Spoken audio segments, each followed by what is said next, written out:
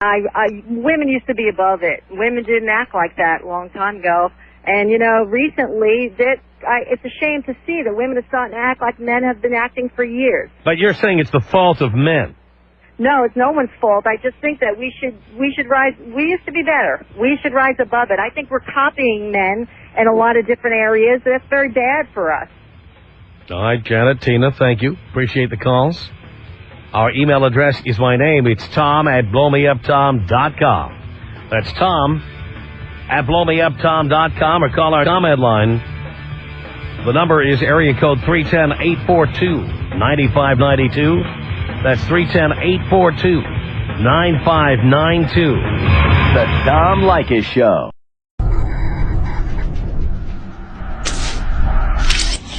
We are together again on the radio. I want to talk to you this hour about women who are over the hill.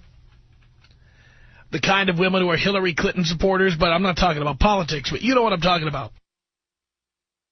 The dried up old bags, the old prunes, the ones who are past their prime, way past their prime. They're a bunch of bitter old broads. And every now and then I like to remind you boys that ultimately, if you're patient, ultimately, all the women who treat you like crap, the women who treat you like dirt, all the women who treat you like you're lower than dirt, the women who won't date you, the women who won't give you the time of day, the women who tell you to get lost, the women who threaten to file sexual harassment charges against you, you know who I'm talking about. One day, they're going to be over the hill. When I was a kid, I used to, I got to tell you, when I was a child, I used to read Superman comics. I did. And not for the usual reason that kids read comic books. I read Superman comics because I saw truth in there. And a truth, justice, and the American way. That's right. And what I saw there, among other things, was the kryptonite analogy. You know, Superman had all his superpowers until he was faced with kryptonite. And while that seems quaint today, and it seems like, science fiction, which is, of course, what it was, the reality is that it's a very good analogy, because women have to face their kryptonite after years of stamping their little feet, after years of being little bitches, after years of whining and crying and demanding and threatening and divorcing and taking and spending. One day, just like Superman faced kryptonite, Lex Luthor held it right in front of him, and he suddenly started to practically melt. The fact is that one day women hit their kryptonite. One day they're over the hill. One day they've got the turkey neck. One day they are dried up old prunes. One day the crow's feet kick in. One day the menopausal mustache kicks in. And women don't have any of that power anymore. Without saying who it is, I knew a woman who, let's just say she was the mother of somebody I dated, who at one time was super hot. Super duper hot. And then one day, finally, she hit kryptonite. One day she realized she couldn't marry wealthy guys anymore. She couldn't date wealthy guys anymore. She couldn't be demanding. She couldn't be stamping her little feet all the time. Because one day she finally jumped the shark. One day she finally just couldn't do it anymore. It was richly rewarding to see her. It was like a fish out of water, you know. Suddenly, you ever take a fish out of water? You ever take a goldfish and maybe it falls on the floor when you're trying to move it? I used to do that. I used to have a little goldfish and a little net, and you'd like put him in the bathtub in cold water while you would clean out his fish bowl. And then every once in a while, like, he would flop around, he would jump out of the net, and he would land on the floor, and he'd be flopping around on the floor. That's how women get when they can't get what they want anymore, merely by, stamping their feet or batting their eyelashes. or offering up their bodies or whatever.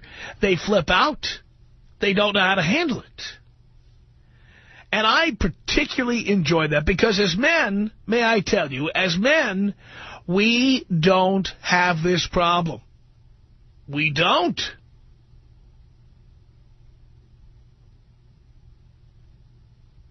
As men, when we get older, we become more valuable. Look at me. I'm making the most money I've ever made. I've got the best job I've ever had. My God, I've got the #1 radio show in the afternoon in Southern California. The most lucrative radio market in the world. I follow in the footsteps of, you know, the real Don Steele, Casey Kasem, Wink Martindale, all the big-name radio personalities of the past. Here I am. I have this fantastic gig. My life has never been better. I've never been more important within my field. I've never been more financially successful.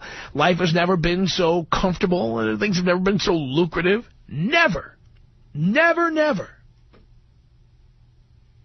There are women who years ago should have paid more attention. There are women who should have said yes a little more often. There are women who should have said, thank you, Tom. I understand what you're doing with your life. I really appreciate this time with you.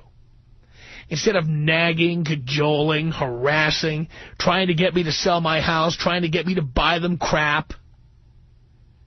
Instead of having a sense of entitlement, they should have said, you know what? You bring a lot to the table. Thank you for that. They should have done that, but they didn't. So now I'm worth more than ever.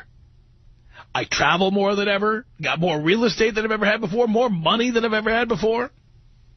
There are women I knew in the past who still try to contact me. They would still love to get with me. They'd love to rekindle what they think was there or revive the whole thing. Forget it.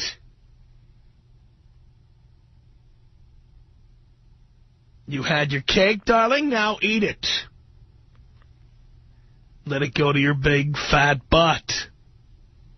That's right. Women are in their prime when they are young and hot. And as the years go on, and as they go, no, I'm not going out. No, this is not a date, okay? You can take me to dinner, but it's not a date. I imagine these women who, like, turn 50 and the wrinkles are kicking in and everything. I wonder if they have, like, in their minds, like an old movie montage of all the things they said to guys over the years, kind of going through their mind. I mean, you know those old movie montages? Sometimes there'd be calendar pages, you know, ripping off a calendar, clocks, and the hands are going around and around and around to show time going backwards or forwards or whatever. And then you've got a montage of stuff that happened in the past.